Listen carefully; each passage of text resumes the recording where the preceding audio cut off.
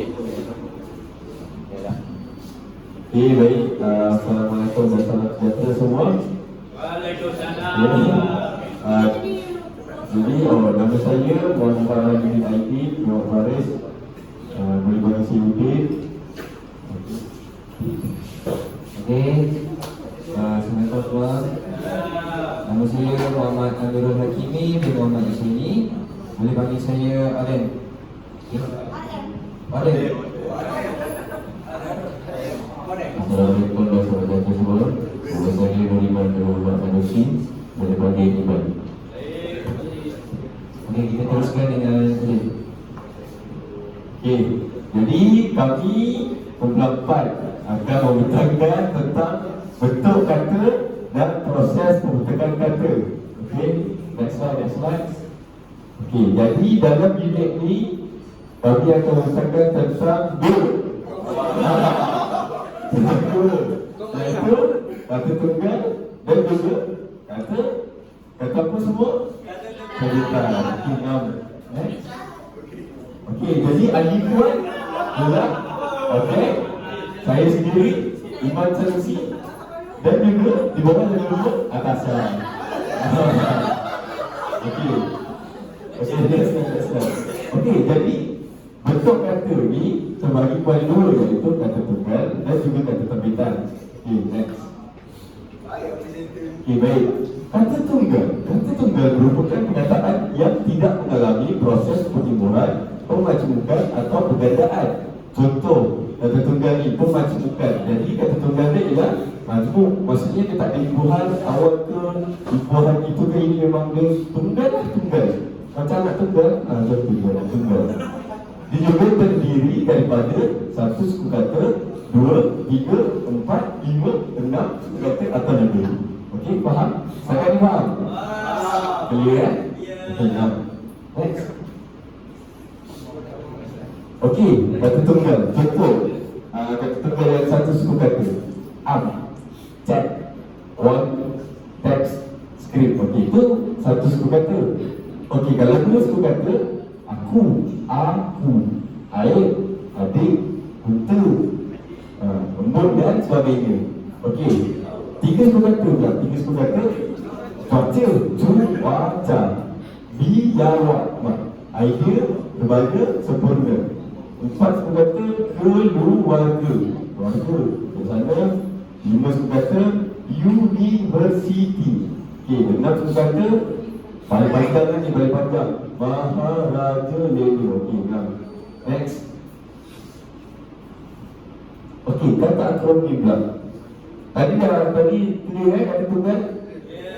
Okey, faham Ingat. Okey, kata akronim ni merupakan penyingkatan bahagian-bahagian daripada rangkaian kata, sama ada singkatan yang terbentuk hasil daripada gabungan kombinasi huruf, suku kata atau bahagian-bahagian daripada kataan yang ditulis. Okey, saya faham, awak pun tak faham tersebut kan? Ada banyak. Kita buat contoh. Okey, ini contoh akronim. Okay. So, cara membentuk akronim dia ada 4.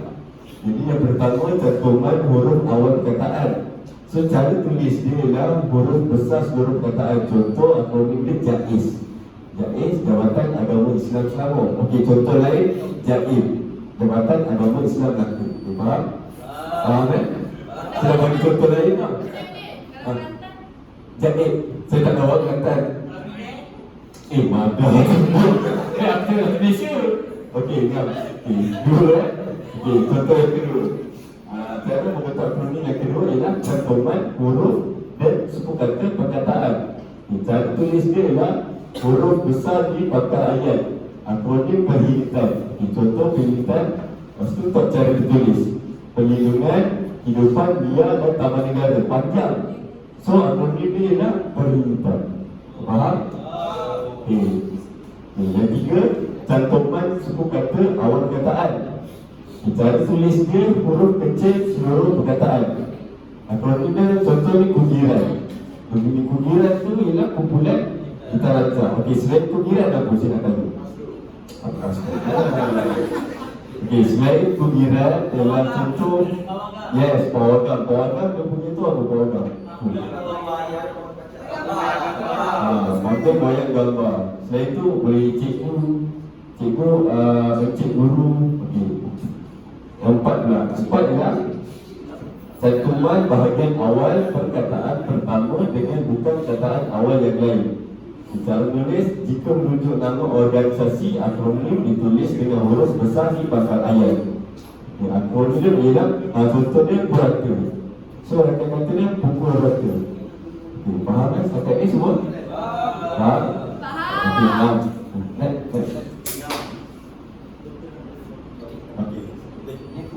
Belum. Okey. So saya akan serahkan mic ni kepada online. Okey.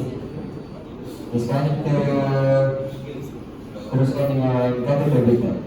Kata terbitan terbentuk melalui proses penimbuhan sama ada kata dasar menerima imbuhan awalan, akhiran, sisipan atau adukan. Kata dasar yang diimbuhkan itu membentuk kata terbitan bagi golongan kata nama, kata kerja dan kata adjektif. Next. Okey. Jenis imbuhannya ada awalan, akhiran, aplikan dan sisipan. Okey, bagi yang pertama ialah awalan. Keterangannya ialah hadir sebelum kata dasar dan contohnya ialah berlari, melukis. Okey, seterusnya akhiran, hadir sesudah kata dasar. So maksudnya di belakang dia pula pakaian dan masukkan. Okey. Yang ketiga ialah aplikan, hadir secara mengapit kata dasar. So ada di depan dan ada di belakang. Contohnya ialah kelebihan, memasuki dan beralasan. Okey, yang terakhir sisipan, hadir di celahan kata dasar. Okey, macam kalau kita tengok contoh, telunjuk, berbilang dan jelajah. Okey, next. Seterusnya. Okey, imbuhan awalan. Imbuhan awalan ialah kata dasar yang menerima imbuhan awalan dapat membentuk 3 golongan kata, iaitu kata nama, kata kerja dan adjektif. Okey, golongan kata yang pertama ialah kata nama. Kalau korang tengok jenis imbuhan awalan dia per. Ini tengoklah semua bawah. Okey, contoh dia pula macam penyara, pemikul, pengelak. Bagi pula, pesara, peguam dan sebagainya. Semua nampak kat depan? Tak nampak? Kofi nampak boleh? Okey, seterusnya. Okey, kita teruskan dengan note sanusi. Ada lagi tak? Okey, seterusnya ialah kata kerja.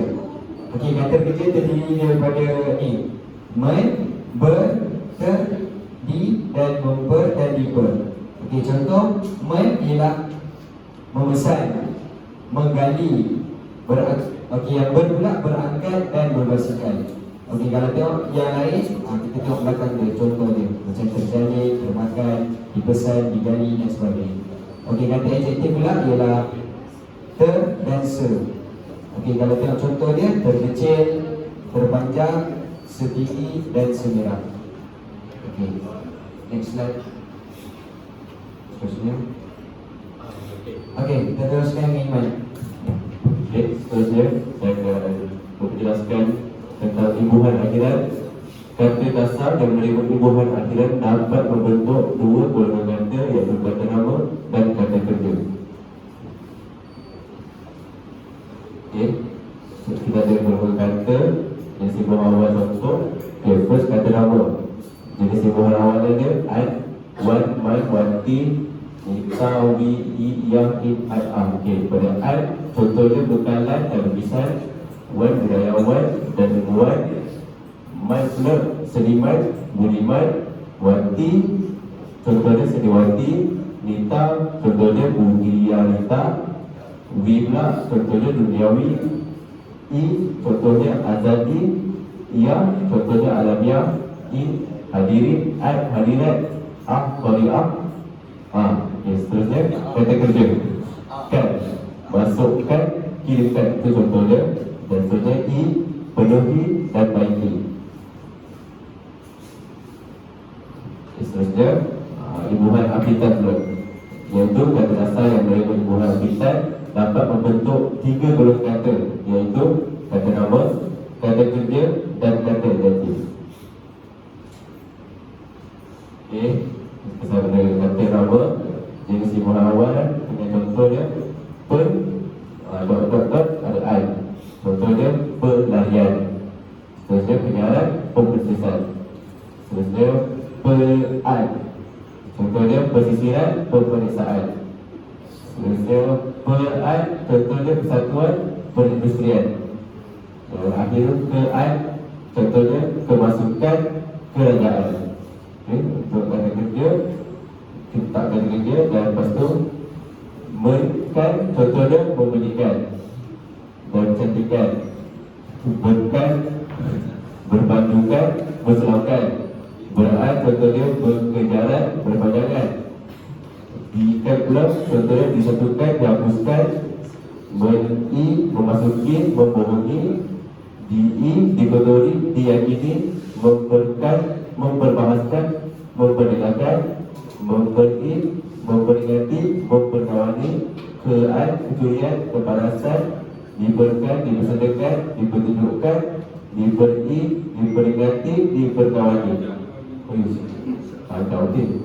Kata adjektif, letak ayat dia kata adjektif, letak kean, contohnya ada kemal. Salah. Kemelayuan, keberatan. Nampak ni. Seterusnya, imbuhan sisipan. Kata dasar yang menerima imbuhan sisipan dapat membentuk 2 golongan kata, iaitu kata nama dan kata adjektif. Imbuhan sisipan tidak lagi berarti dalam proses pembentukan kata bahasa Melayu. Ini contoh dia. Dalam ayat dia tak kata nama, terus tengah dia ada letak telapak telunjuk, contoh dia keruping gerigi, kemuning gemerlap. Lepas tu ayat bawah dia kata kerja, mendapat berurus, kemetut, selera, gelembuk, geletak, sinabuk. Okey, sekian, terima kasih. Ada apa-apa yang saya cakap?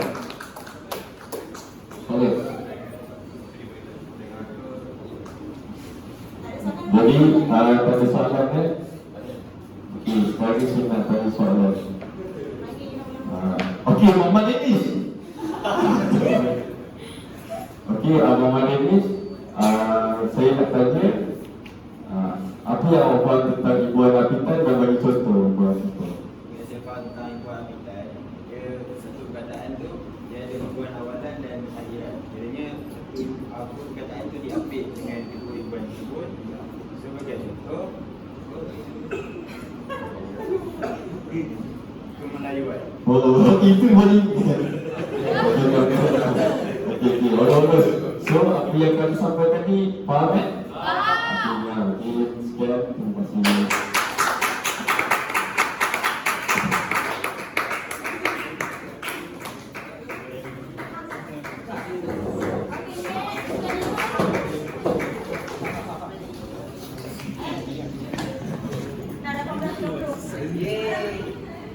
Nawak 18 ke 20 seorang satu ke apa? Satu bungkus.